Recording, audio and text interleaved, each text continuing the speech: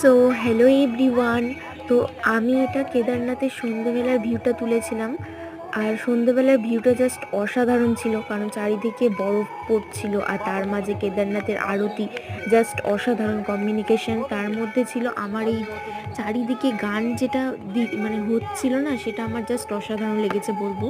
কারণ চারিদিকে মানুষজনের এত ভিড়, তার মধ্যে আরতি, তার মধ্যে গান, জাস্ট অসাধারণ কমিউনিকেশন ছিল।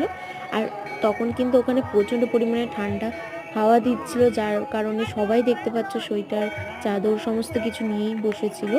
আর এখানটায় একটা নিয়ম যেটা আমি দেখলাম, অনেকেই যারা কেদারনাথের ওখানকারই লোক, তারা কেদারনাথের মতন এই শিব ঠাকুর সেজে আই থিঙ্ক ওখানে ছিল অনেকেই। তো আমি তোমার সাথে শেয়ার করতে পারলাম না, বাট জুম করে আরতিটা দেখানোর চেষ্টা করছিলাম, বাট সেটা আই থিঙ্ক তোমরা দেখতে পাওনি গেস। তো যাই হোক, তোমরা যারা নতুন আছো তারা সাবস্ক্রাইব করো।